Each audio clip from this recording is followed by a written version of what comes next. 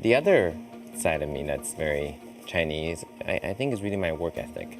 My work ethic is, well, I work all the time, and I'm devoted to my work, absolutely devoted to my work. And that to me was something that I grew up with. Taiwan is very hardworking. I mean, in a rainy day, you still see street vendors setting up, right? And that takes dedication. So I think in that way, in that sense, I applied that kind of work ethic to what I do. And that's why we've been able to accomplish so much in a short period of time. Hello, Taiwan. My name is Jason Wu, and I'm really happy to be back in Taiwan. Come join me as I share my word with you here on TVBS.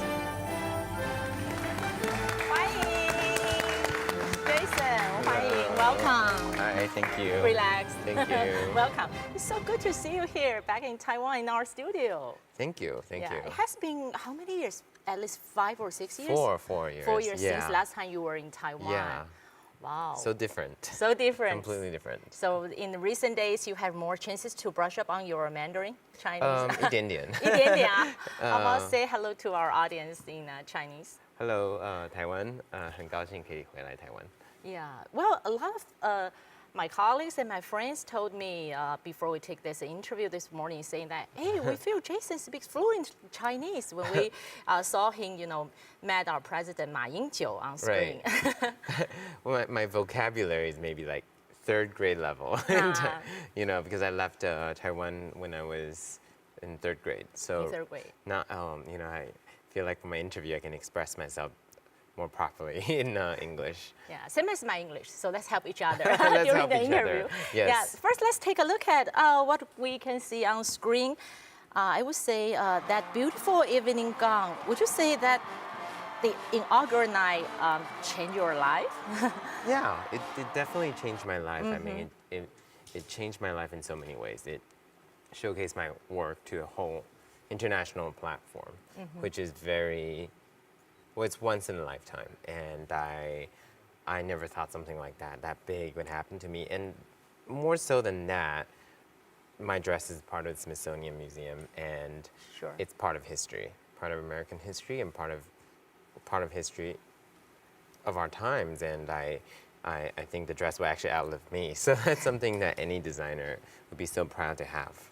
How did you really feel when your design became part of American history at this young age? I really was so astonished. I mean, I didn't even know how to feel for Really?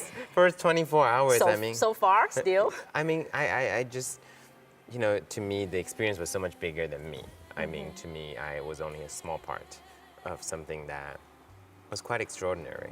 You are very humble. Yeah, we all know that, you were so astonished to see the live coverage in that inaugural night. Yes.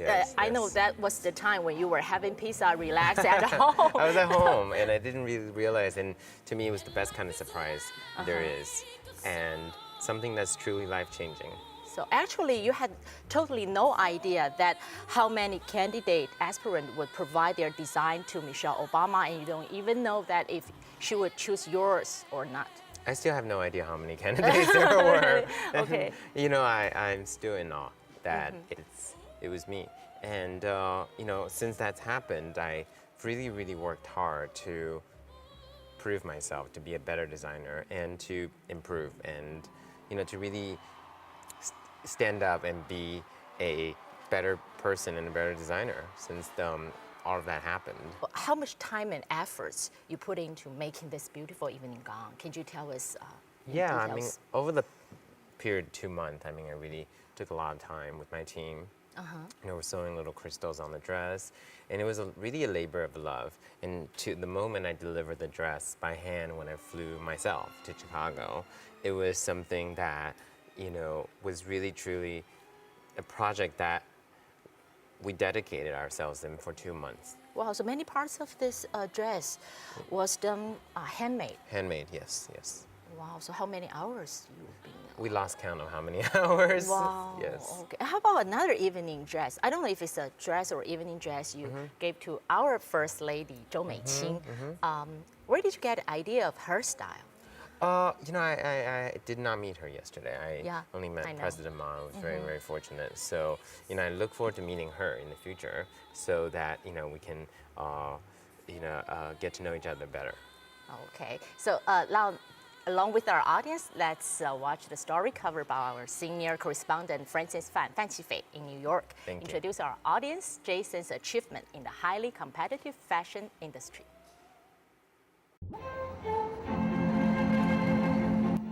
在后台，吴继刚在工作人员及模特儿之间穿梭。他在今年纽约时装周最新的时装秀即将要展开，他仔细地检视最后装扮的情形。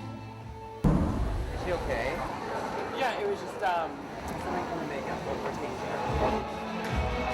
吴继刚也许忙碌，神情却是从容的。他与助理们交换意见，与记者们亲切问候。1个小时后，伸展台上的灯光大亮，在众人的引颈期盼中，这场今年在纽约时装周里备受瞩目的新装展示终于开始了。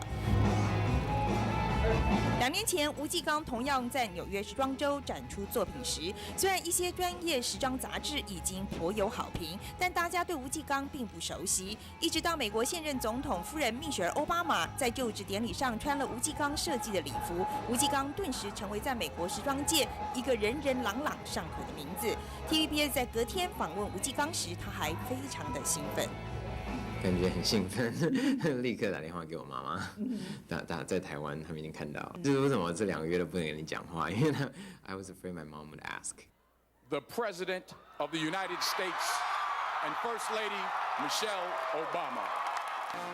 在为蜜雪儿设计服装时，吴继刚从未见过蜜雪儿本人，只能从照片中去揣摩。一直到今年3月，当史密斯松林博物馆为了将这件礼服收入馆藏时，办了一个仪式，邀请2人与会，吴继刚才终于见到了他的贵人。She's so smart and she's not only stylish, but somebody you really want to look up to because she has that air of confidence and an intelligence about her that I really look up to.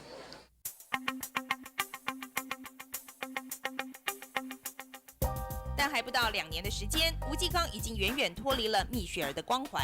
这中间，吴继刚获得了许多时装界的大奖，包括今年6月获得有时装界奥斯卡之称的 CFDA 颁发的 Swarovski 女装奖。这个奖历来都是颁给最有潜力的新秀。短短2年时间内，吴继刚已成了美国时装界的当红炸子鸡。If you're ambitious and you have something to say, I don't really think age matters so much anymore. There's a kind of a wave of people like him in New York who are transforming American fashion. 对这些挑剔的时装专家们而言，吴继刚的作品最让他们惊喜的是，吴继刚这么年轻却坚持古典传统的路线，在纽约常见的天马行空中独树一格。He reaches so far beyond his years. There's a sense of classicism that you would expect to see in someone who's been around for much longer. So he's doing a very elegant, grown-up kind of look. He's not dressing for downtown party girls. A classic piece can take you for many years. I mean, a great skirt, a great jacket, you could wear it for many years to come. And that's what I want to do with my clothes, is that I don't want it to become a season thing. 在2011年的春装设计上，我们就看到吴继刚充分发挥了他典雅的风格及在细节上的注重。吴继刚在每一个扣子、每个缝线上的挑剔，已经为他在纽约赢得了完美主义的名声。换个通俗点的说法，就是龟毛。讲到这一点，吴继刚的妈妈陈美云还挺得意，认为是从小累积的基本功。学5年级的时候，我请了一个专业设计师教他，老师就开始教他缝纫。可是那一段时间是他非常辛苦的一段，因为缝纫对他一个小小的那个人来讲，不是那么容易的事情。他好几次都做那个动作，做到最后就想要哭了。小学5年级的吴继刚就知道要咬着牙撑下去，才有今天时装界一颗闪耀的明星。问陈美云自认做对了什么，他说就是不怕人家笑。一直包括到他大学。其实我周遭的朋友都在笑我说，你为什么给一个男孩子学学裁缝这类的东西？但是我觉得行行出状元，如果他活得很快乐，我想对我来讲，将来也是会减少很多负担。陈美云也许嘴上不说，但脸上充满了对儿子的骄傲。但是吴继刚自己呢？ Been growing every season. I mean, we're really growing in a big way. You know, I'm launching a collection of eyeshadow with Shiseido and in Asia, and launching a collection of nail polish with creative nail design. I think it's always a dream come true. I mean, every day it's a dream come true to be able to do what I do. When I first moved to the States, I was got my first apartment. I told my mom, you know, there's no being in America. That's one thing you cannot get. And how do you buy a machine? So maybe I put it in my house and I can make it myself. How about it's a design little one machine. for yourself?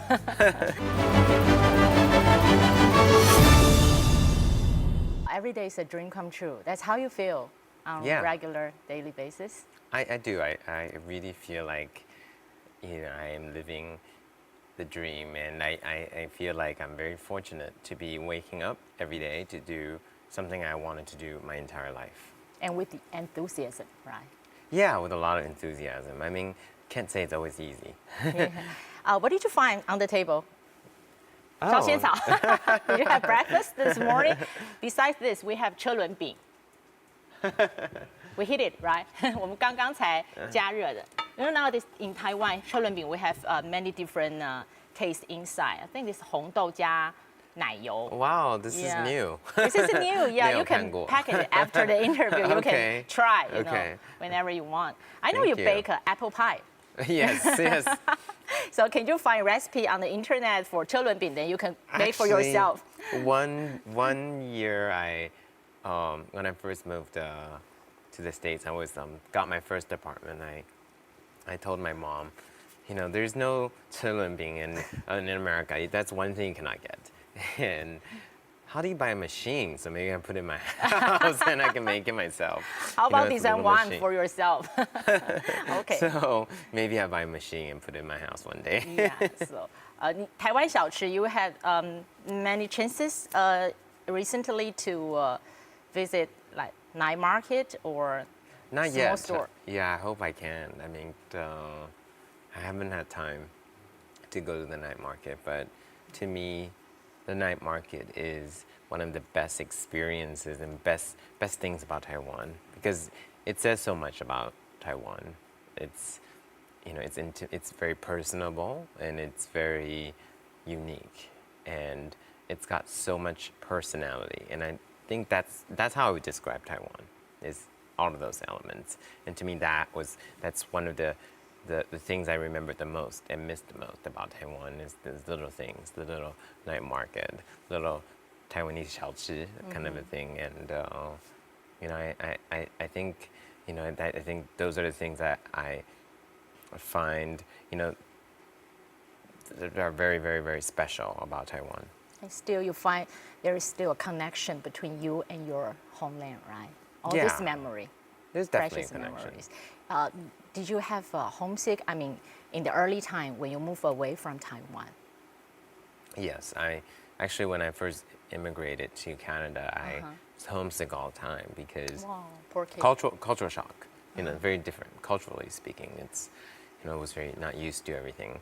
But you know, I'm so fortunate that my parents allowed me to travel a lot when I was younger, because I think if I didn't do all that traveling, didn't live in all the places I lived, it would have been impossible to be a fashion designer.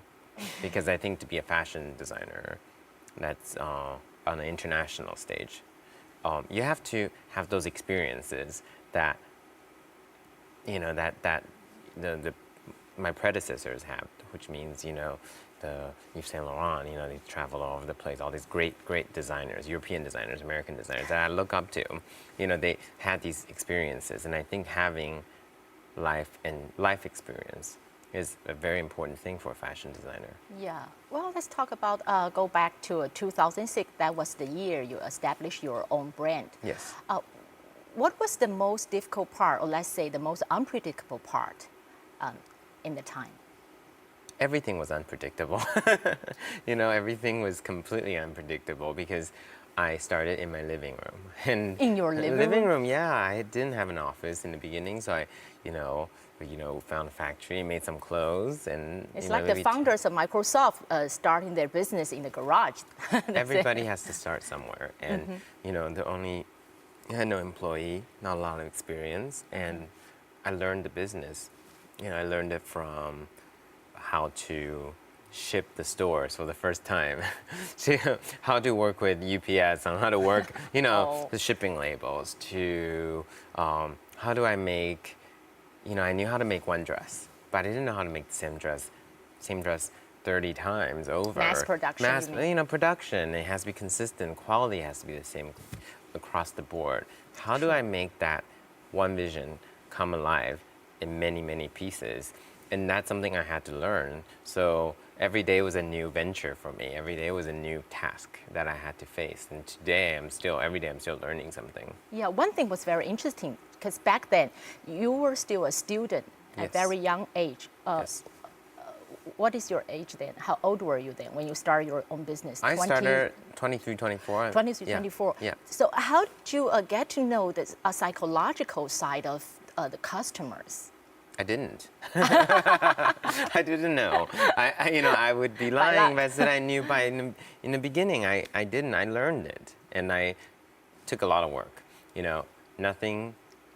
I think nothing worthwhile comes easily, and I think it was a lot of hard work. I mean, there are times when I said to myself, I was like, maybe I don't have experience enough to do it, but I did it anyway. I just went in, if I needed to something, what I learned is that if you're willing to try something, you're willing to do something, you can learn it.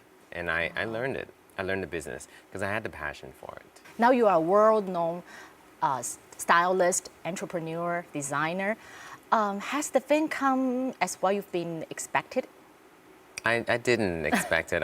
I think something that's very, very important to reiterate was that I didn't come to this business to become a famous person, because I think that would be the wrong angle, and that would be the wrong motivation to be a designer, because there's so many other things you can do to do that.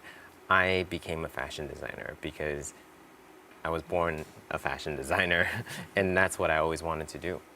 How much has your life been changed since the inaugural night? I read an article saying that even the trunk driver in New York City will roll down his window and recognize you, say, hey, are you the guys that designed for our first lady? Yes.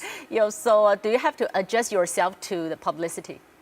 Yes, I've learned a lot. I gone from only the fashion industry knew who I was to the world, even people not in fashion. And that's something that maybe doesn't happen very often, maybe once in a lifetime.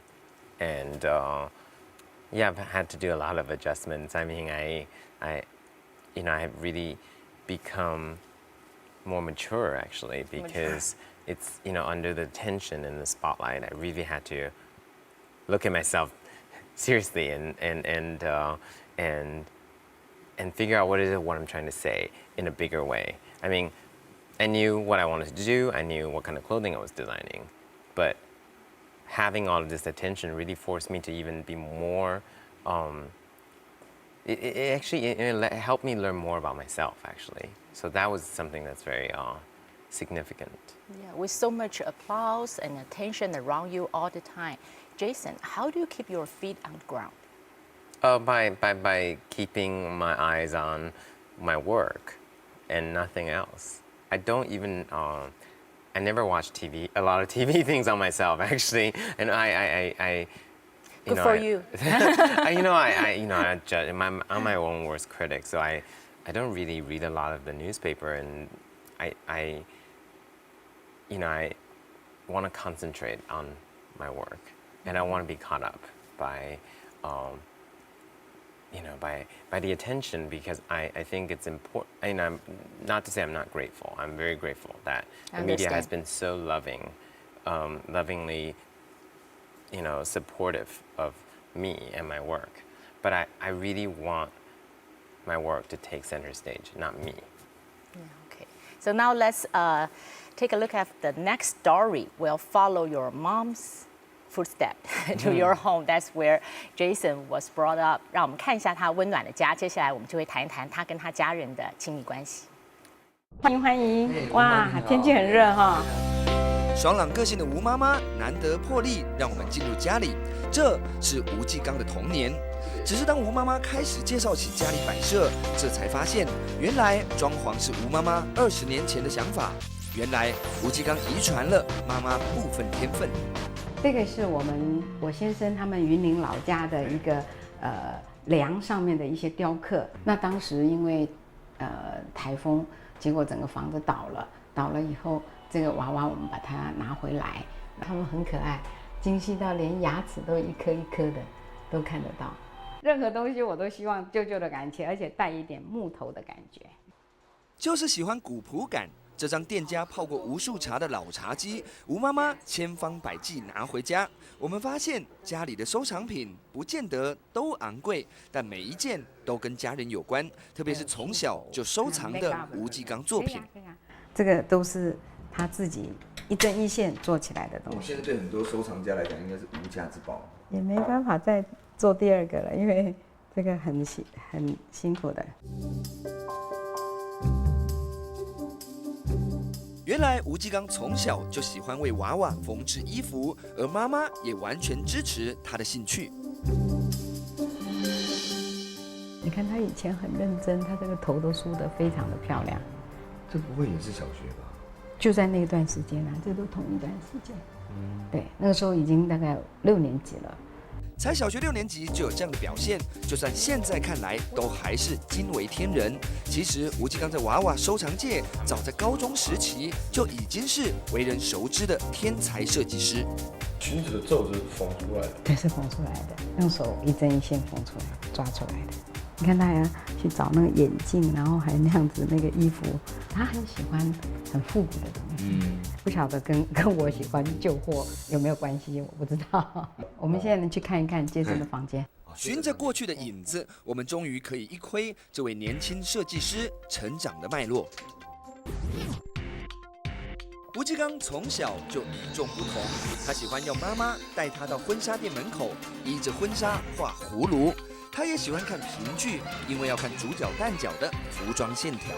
不按牌理出牌的孩子，他是真的是这样子，那你很头痛。很头痛，真的很。小时候的吴继刚虽然有艺术的天分，但成绩不好。妈妈翻出从小就收集的另一项宝贝，更令人惊喜。我想大概1、2岁。1、2岁。对，他画给他爸爸，他说这个就是我的爸爸。那个时候他就懂得去拿毛线来做胡子，其实他的爸爸也没有留胡子。还有这一张耶诞卡片，上头除了有自己的大头照和祝福之外，手绘的一条小虫，其实就是吴继刚的另一个支柱。应该是我啦，这应该是我，对。对，应该是我吧，我猜。笑声爽朗，吴继刚的哥哥有着另一股美国大男生的阳光。我以前成绩那就有点丢脸，就是还不错，那98、90、100分都是成绩都不错。那如果考个95、96分，还会被着打。他说哥哥很笨，我呢70分，老师说不好；75分，老师说我有进步；80分也不错。你看我从来都没有被打过，所以他从小时候那个开始就很跟一般的小孩子不太一样。有着成绩很好的哥哥，对比上从小就不同的吴继刚，让吴妈妈很担心。终于决定带着2个小孩移民。那时候，吴妈妈的生活在吴继刚画的卡片中就有了记录。就是你看着电视睡着的样子。对，而且有时候累了，那我有时候真的是被电视看，不是在看电视。他打扫家里，他开着他的车，然后去接送我们。然后我们上学以后，他就会去念书，念 ABC。不太会英文的母亲带着2个孩子出国，辛苦可想而知。一切其实都只为了支持一个理念。我只有一件事情做对了，就是我没有去阻止他往这条路上走。小时候常听到这种事情啊，为什么小男生要去喜欢衣服呢？为什么你要去看婚纱？你为什么喜欢评剧？好奇怪，你怎么不去打球？你不去做什么？他就跟你讲，他不喜欢啊。他就让我觉得骄傲的地方就是在他的坚持的部分。他从来没有因为 negative impact 的这些 comment 去阻挠他往他要当设计师这条路。在我们一般坊间，他也买不到那种所谓的专业的缝纫机喂娃娃的。一个袖子，翻起来也都没有大过于我们那个指头啊。他自己缝到有时候都会掉眼泪。因为儿子要当设计师，吴妈妈规定他要会法文，高中就送到巴黎念书，期间还要到日本学习纸黏土，甚至在16岁就拿到了在日本的教授资格。他到了收银这一块的时候，他有一点点退缩。老师说：“那你要做 designer 的话，你不能只会画而不会做，所以你必须通过这一关。”在家人的支持下，从小被视为不乖乖念书的吴继刚，得到芭比娃娃设计大赏，进入设计名校，成了时尚设计圈的当红炸子鸡。可以这么说，没有家人，没有现在的吴继刚。就是说 ，You're gonna go back home and take care of your parents, and you could go home and get married and have kids 。然后你回家照顾家业，就是这样。你们在大学的时候就已经达成协议了 ？Yeah, pretty much。所以这是我们两个内定，跟我父母亲没有关系。总是全家福的照片里，家人分工得很好，哥哥好好念书，弟弟专心设计，妈妈照顾小孩，父亲则是远在台湾全心工作，支持家人。我弟就是不会说出来的人，他 sentimental， 他就是 sentimental， 他不说。不说，我爸也不说啊，他也是做啊，哭也是自己一个哭啊。没有先生的支持，没有让我们从来没有忧虑，无后顾之忧，我们就是大胆的让孩子去学习。我觉得最要感谢的是我的先生，很坚持，一定要谢谢丈夫。这是一个家里四处都有全家福照片，很不经意流露出的温暖。几十年来，我都一直在怀疑我这样做对不对，可是一直到现在。我可以比较稍微肯定的说，并没有错，因为只要适合你孩子的个性跟环境，它都是对的。She got snow tires for the first time, and then she, so nervous, drove me for 30 minutes. Let me take that lesson. And then, you know, it was that kind of dedication that allowed me to be the designer that I am today. I think I don't think without, I mean, I certainly can't take all. Jason, when was the first time that your parents allow you to take the needle and do sewing? For the first time I wanted to. My mom, I was like, Mom, I want to know how to sew. And she bought me a sewing machine the next day. Sewing machine? Yeah. Yeah, the only request she was that 不要把你的指头缝在一起. That was my mom's only request. Wow. That was not like don't do it. Not like you're a boy, don't sew or don't do that. Her only request is I'm gonna buy you a sewing machine. Just don't sew your fingers. Don't hurt yourself. That's not easy for a mom because I have two boys. I could fully understand, you know, not to say no. She hired a teacher to teach me how to sew. Oh, really? Just to make sure. In Canada, right? Yeah. In Canada. You know, I remember one year she didn't know how to drive in the snow because we don't have snow in Taiwan, and I had to go to my sewing lesson. At night? At night. Oh. Because I had to go to school in the daytime. So just quit. She got snow tires for the first time, and then she, so nervous, drove me for 30 minutes. Let me take that lesson.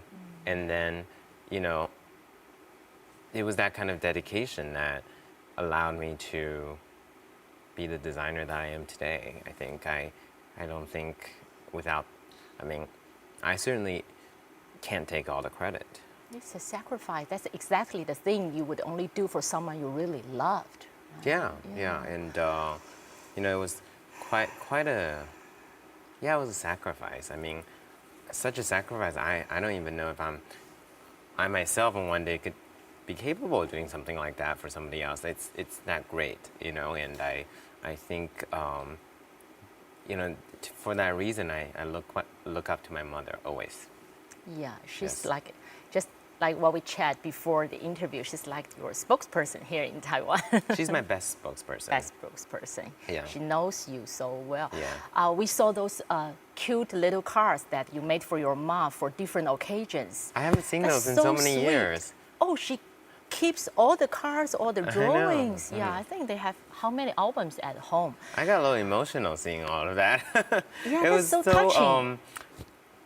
But I remember doing them. You know, I just don't remember them now. But then now I look at it again. I was like, I remember making that. Yeah, looking at those cards. I remember that mustache.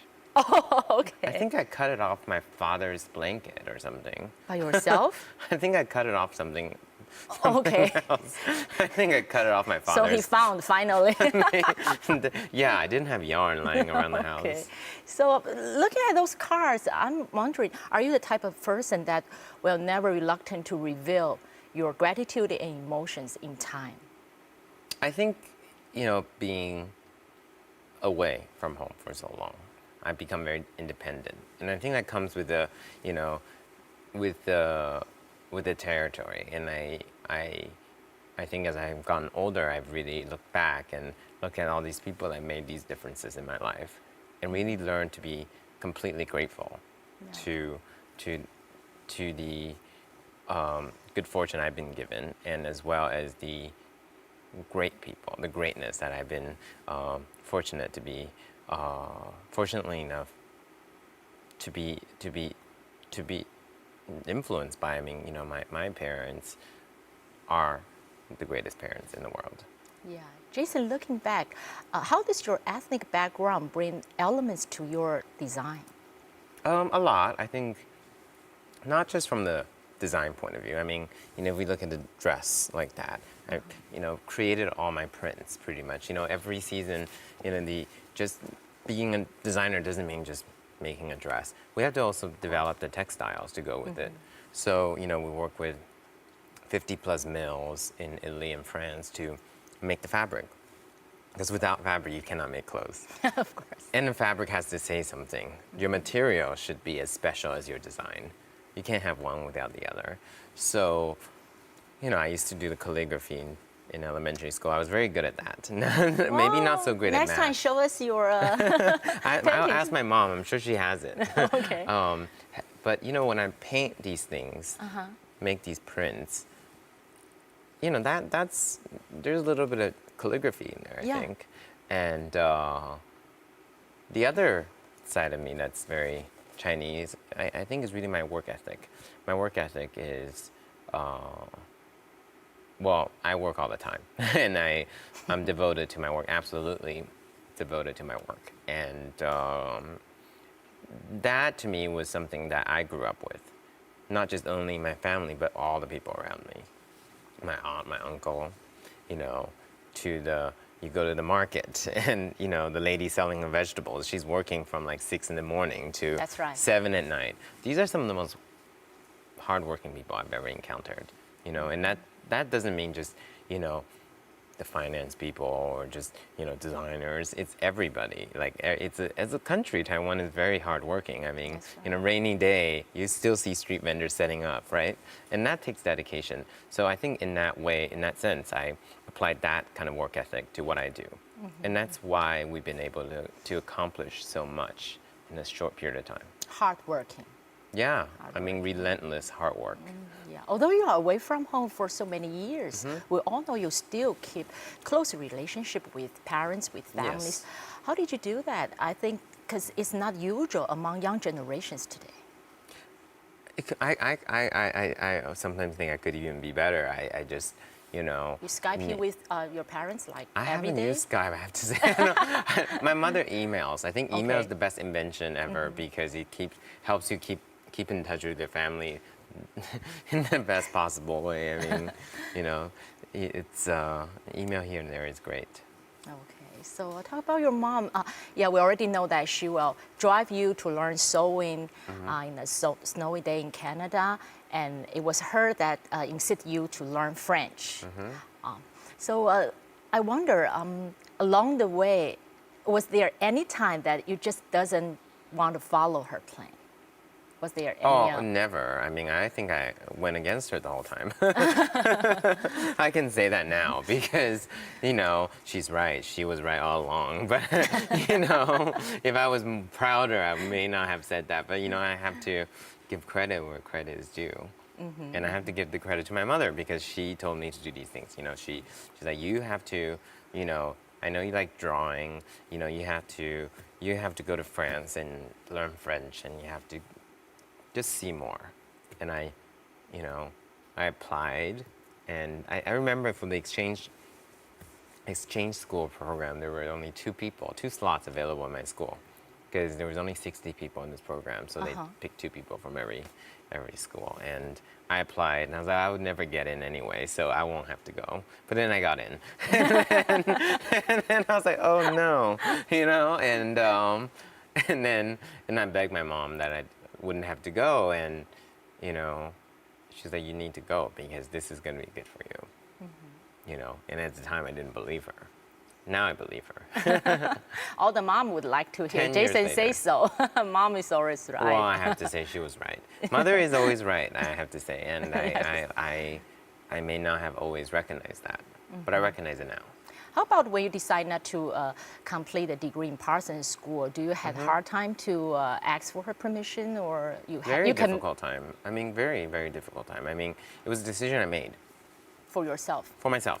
I really wanted to have real working experience. I mean, really wanted to have, you know, to me, I've always been the person that thought outside of the box. I never wanted to do things by the books. So in that sense, I'm not traditional in so many ways. And I really felt like after 3 years in school, I really wanted to have some working experience. So I went to intern instead, and I wanted to get out in the world and have some life experience. And that's my decision. It goes against Chinese traditions and cultural traditions for sure. You know, my parents did give me a hard time for it. But, you know, they didn't pull me back home or anything. You know, they may not have agreed with everything I've done, but they let me do it. Jason, you know, you already have many fans here in Taiwan. Now More fans than I thought I had. More fans than you saw, the customers or designers. Let's take a look at how they appreciate your design.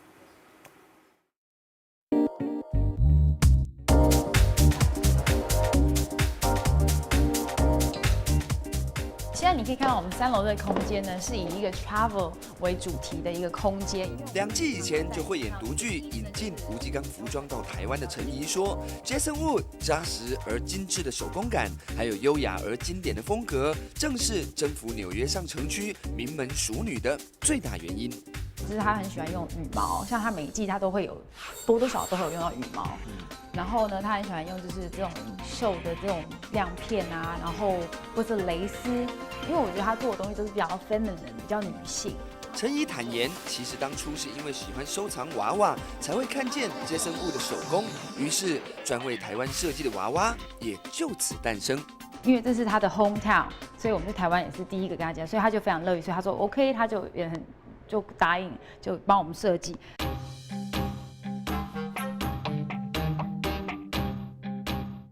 应该没人想得到，从小没放弃过的娃娃服装设计，不仅让他被台湾看见，也让另一位时尚界举足轻重的人看见了他。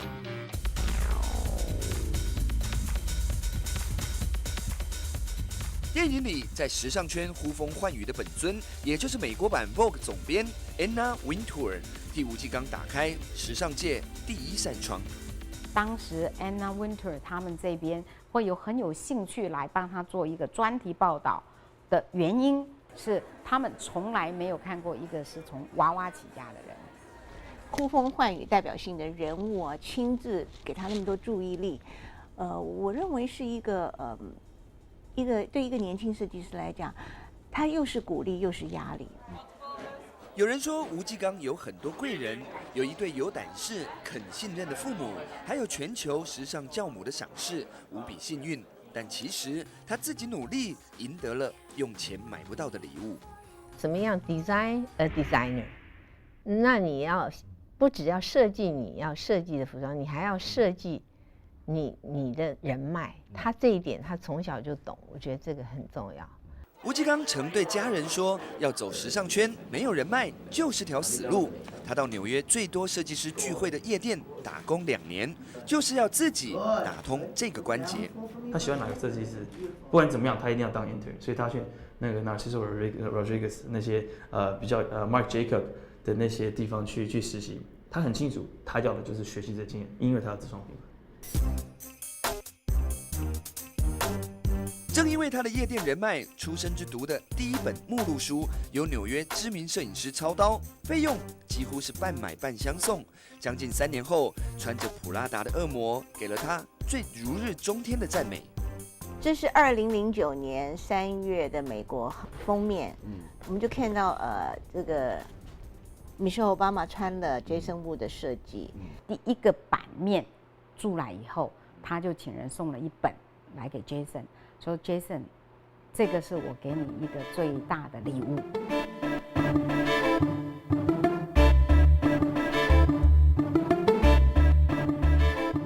就像当年的服装秀一样，即便全球爆红，吴继刚仍然低调沉稳。最新一季的服装秀没有挑选更大的展场，而是始终如一。Runway 还在当初的小舞台，他要大家看到的是服装本身，而不是精彩的声光秀。不是在谈谁的设计的漂亮或不漂亮，就是你对准的客户群，对准的生活形态，对得准不准？比如说夏姿走的是喜宴，但是台湾有这个喜宴的生活需求，所以它就有这个市场。所以为什么你说Jason Wu他在美国，他美国有这个穿晚礼服的机会。他就是为什么他这么受，就是纽约上层那些名门淑女们的喜爱，就是因为他的设计就是非常让他们就是可以去参加很多这种场合，可以非常的时尚，他是一丝不苟的。那就跟他的作品一样，大看也许你会觉得他就是经典嘛，很优雅。但是你如果有机会近距离翻开他的细节来看的话，他的精致度是绝对有的。那他就常常就用这种缎面，然后再加上一些 prints， 就会让它比较感觉比较不会这么的僵硬，就比较活泼，比较柔美一点。I think these are the best ones. Oh, that's great. I think the last ones are better. I would just like make it all white. 多次采访吴继刚的黄威说，从Jason Wu的成功就能看到，人脉和市场切入必然是亚裔设计魅力爆红之际，本土设计师最有力的舞台。中国的这几年的从奥运到世博，相对的它吸引了全世界的注意力。想要走时尚行业的人，我觉得它是绝对是大好的机会。学文创董事长徐丽玲更直指，因为被美国时尚界肯定的台湾之光出现，台湾本身更要积极让自己被看见。我觉得台湾的那个政府为什么不叫他设计一个100年娃娃？这个不是就是国发基金要赶快做的事吗？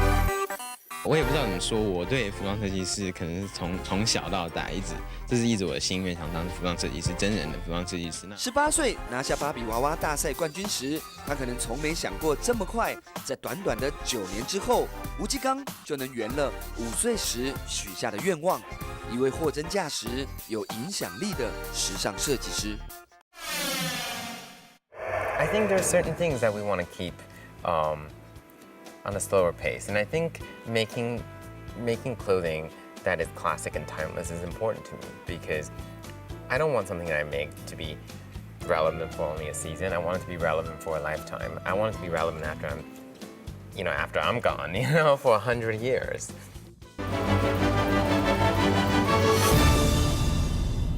Oh, Jason, your collections always show delicate design details. Yeah. I mean, it's one of the hallmarks of my collection is details.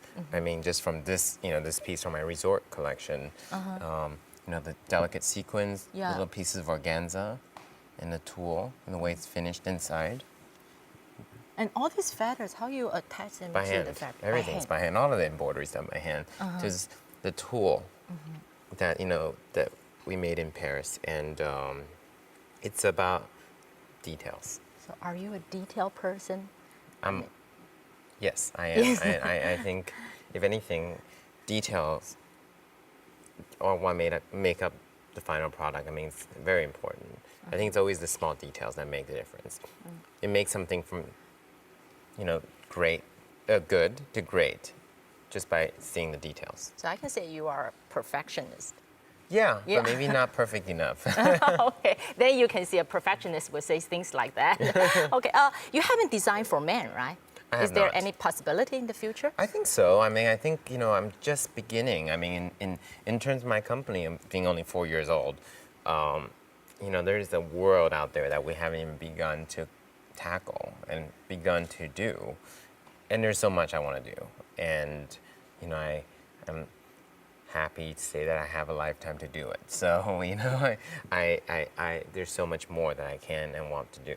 Nowadays, the fashion are more and more into our lives. But at the same time, we always feel that how can we buy so many disposable things?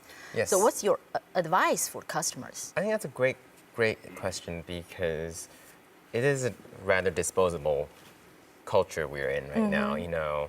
Fast food, fast fashion. Everything's fast.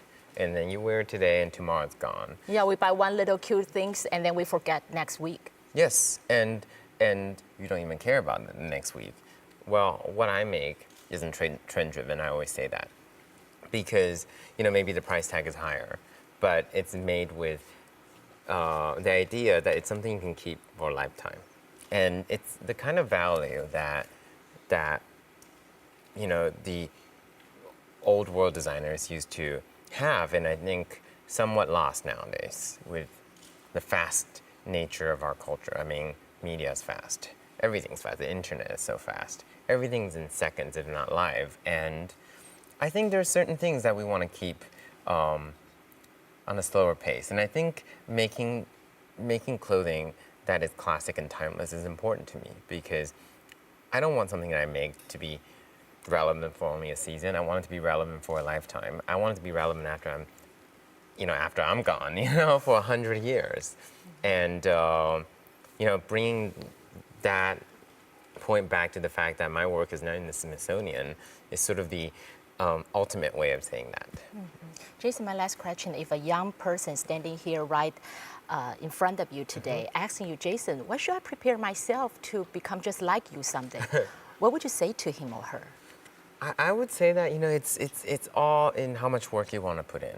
It's all in the dedication, and I don't think it's easy. I don't think anything is easy. I don't think being a designer is easy. I don't think being an accountant is easy, or, a computer engineer, all sorts of things. I think with all of these things, one thing to keep in mind is that hard work really does pay off.